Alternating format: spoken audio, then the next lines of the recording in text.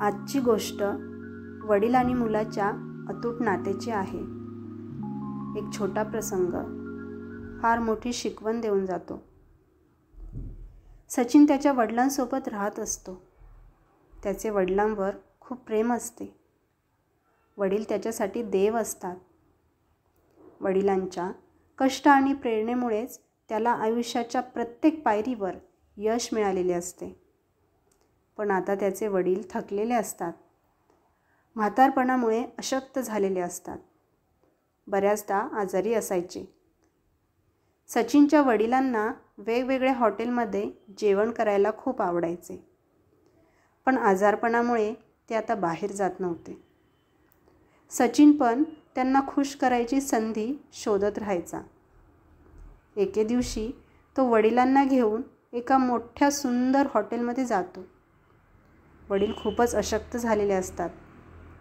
पण सचिनला त्यांच्या चेहऱ्यावर आनंद बघायचा होता. रात्रीच्या वेळी ते दोघे हॉटेलमध्ये जातात.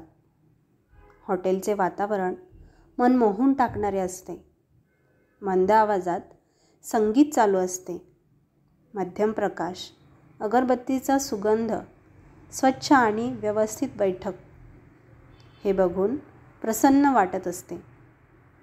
सचिन व त्याचे वडील एका टेबलवर समोरासमोर बसतात. खूप सारे लोक तिथे बसलेले होते. सचिनच्या वडिलांसाठी हा एक वेगळाच दिवस होता. त्यांना खूप छान वाटत होते. त्यांच्या चेहऱ्यावर आनंद दिसत होता.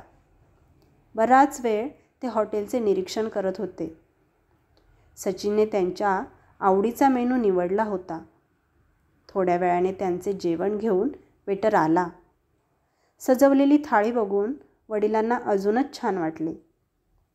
आता ते जेवण करायला सुरुवात करणारच होते, तोच त्यांचे हात थरथर करायला लागतात. त्यामुळे जेवण त्यांच्या कपड्यांवर सांडते व हातातून चमचा खाली पडून त्याचा आवाज होतो. आवाजाने आजूबाजूचे सर्वजण त्यांच्याकडे बघू लागतात. वडिलांचा चेहरा पडतो. त्यांना स्वतःचीच लाज वाटू लागते. तेवढ्यात सचिन शांतपणे त्याच्या जागेवर उठतो व वडिलांकडे जातो. रुमालाने वडिलांचे तोंड आणि कपडे पुसतो आणि त्यांच्या जवळ बसतो. स्वतःच्या हाताने वडिलांना घास भरवतो. वडील त्याला म्हणतात, "मला माफ कर बाळा. तुला माझी लाज वाटत असेल की मला हॉटेलमध्ये नीट जेवतासुद्धा येत नाही."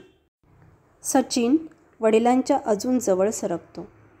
त्यांचा हात हातात घेतो आणि म्हणतो, "मी लहान होतो तेव्हा जेवताना असंच अन्न सांडत होते.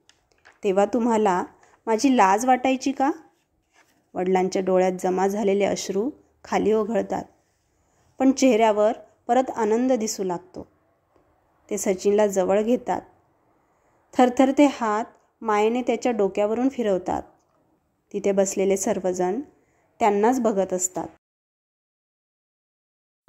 बिल देऊन जेव्हा सचिन व त्याचे वडील जायला निघतात, तेव्हा एक माणूस त्यांना म्हणतो, "तुम्ही मागे काहीतरी सोडून चाललात." सचिन आपले खिसे तपासून बघतो आणि म्हणतो, "नाही, मी काहीच विसरलो नाही." तेव्हा परत तो माणूस म्हणतो, "होय, तुम्ही काहीतरी सोडून चाललाय. इथे बसलेल्या प्रत्येक वडिलांच्या मनात एक आशा आणि प्रत्येक मुलासाठी एक शिकवण तुम्ही सोडून चाललाय." मित्रांनो, मुले म्हणजे आईवडिलांची आशा आहे. त्यांच्या आशेची निराशा करू नका. त्यांचे सल्ले आपल्याला संकटांपासून वाचवतात आणि त्यांचे आशीर्वाद कवच बनून आपले रक्षण करतात.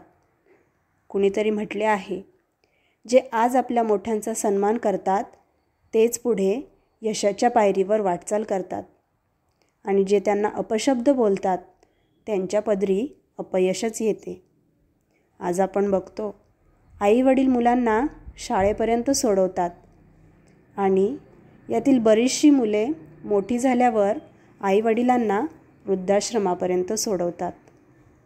दिवसातले 2 मिनिट आई वडिलांशी प्रेमाने बोललात तरी त्यांचा पूर्ण दिवस आनंदात जातो. परत भेटूया एका नवीन गोष्टीसोबत. धन्यवाद.